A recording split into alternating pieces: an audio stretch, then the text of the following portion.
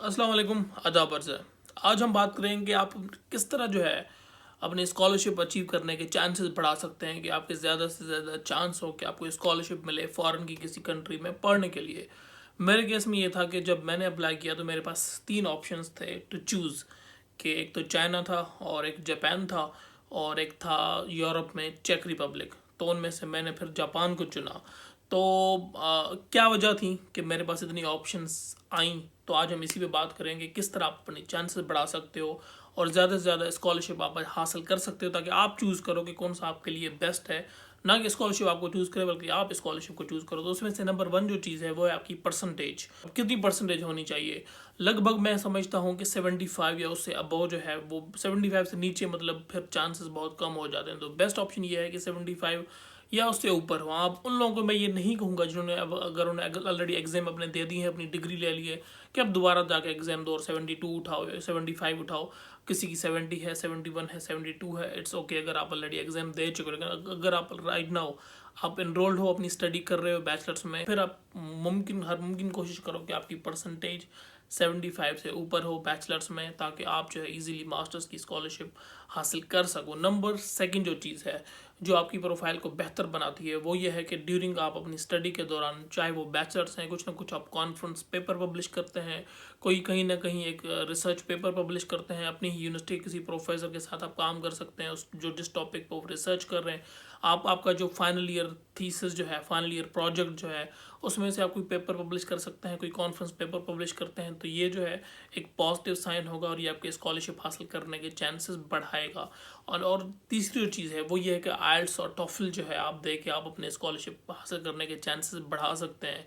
आइल्स और टॉफल के बगैर जो कंट्रीज़ हैं जहाँ पे अप्लाई कर सकते हो वो है चाइना, कोरिया, जापान, तुर्की, इटली।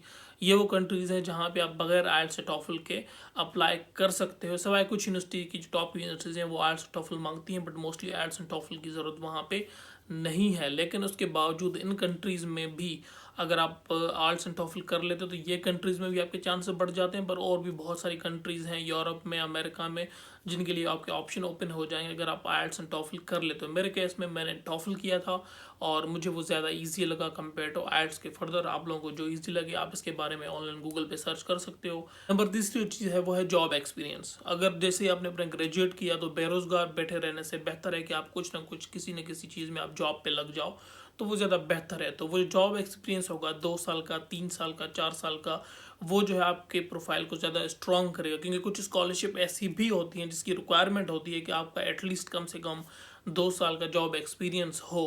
तो जॉब एक्सपीरियंस होना ज़्यादा बेहतर है कंपेयर टू कहीं ना होने का। अगर आपको जॉब नहीं मिल रही तो आप कहीं इंटर्नशिप कर लें, कहीं कोई वॉलंटियर वर्क कर लें, ये भी आपके जो है स्कॉलरशिप हासिल करने के चांसेस को बढ़ा सकता है। और उसके अलावा नेक्स्ट जो ऑप्शन है कि जितना हो सके आप जल्द अज जल्द अप्लाई करें। कुछ लोगों को ये होता है कि वो डेडलाइन तक वेट करते हैं, लेकिन स्कॉलरशिप के लिए आजकल इतने लोग अप्लाई करते हैं कि काफ़ी बार इस तरह होता है कि जो वहाँ पे जो कमेटी होती है वो जैसे ही वहाँ पे आपके डॉक्यूमेंट्स पहुँचते हैं वो उनको चेक करना शुरू कर देती है। और वहाँ पे अगर उनको कोई अच्छा एप्लीकेंट मिल जाता है तो वहीं पे ही सिलेक्शन, शुरुआती एप्लीकेशन जो शुरू में जाती है वहीं से सिलेक्शन हो जाती है। वो वेट नहीं करते जिनकी एप्लीकेशन बाद में आएंगी। तो बेहतर ये होता है कि डेडलाइन जैसी ओपन होती है आपके डॉक्यूमेंट जो पहले शुरुआती दिनों में ही आपके डॉक्यूमेंट वहाँ पे पहुँच जाएं। डेडलाइन का वेट मत करेंगे, डेडलाइन आएगी तो मैं उससे 3-4 दिन पहले अपनी एप्लीकेशन सबमिट कर दूंगा, तो ऐसा बिल्कुल ना करें। और नेक्स्ट जो चीज़ है वो आपके डॉक्यूमेंट्स हैं, जिसमें यह है कि सबसे जो इंपॉर्टेंट होता है वो स्टडी प्लान होता है या रिसर्च प्लान या रिसर्च प्रपोजल। कुछ स्कॉलरशिप मांगती हैं तो ये जो चीज़ है इट्स रियली इंपॉर्टेंट, तो आपको इस पर सबसे ज़्यादा काम करना है। कुछ स्कॉलरशिप में ये होता है कि वो आपसे मोटिवेशनल लेटर मांगते हैं, तो ये मोटिवेशनल लेटर पे भी आपको गूगल पे जाके लिखोगे how to write an effective motivational letter और how to write a good research plan, आप इस तरह सर्च करोगे तो उन्होंने वहाँ पे आपको काफ़ी टिप्स दी हुई हैं, गूगल पे समझाया हुआ कि किस तरह जो है अब जो आपका आइडिया है वो आपका अपना पर्सनल होगा कि उसमें आप रिसर्च प्लान में आप कौन सा आइडिया यूज़ करते हो, कौन सा जो है क्या चीज़ आप करना चाहते हो वो आपका है। लेकिन जो टिप्स आपको मिलेंगे प्रपोजल बनाना कैसे है तो वो आपको इजीली वहाँ पे बहुत सारे आर्टिकल आपको गूगल पे मिल जाएंगे जिनको देख के आप अपना एक अच्छा सा रिसर्च प्रपोजल, रिसर्च प्लान या स्टडी प्लान या फिर यह है कि मोटिवेशनल लेटर बना सकते हैं। तो ये कुछ पॉइंट्स थे जो मैंने आपके साथ शेयर किया। आई होप कि कुछ ना कुछ आपको यहाँ से सीखने को मिला हुआ। Thank you so much, take care, अल्लाह हाफिज़।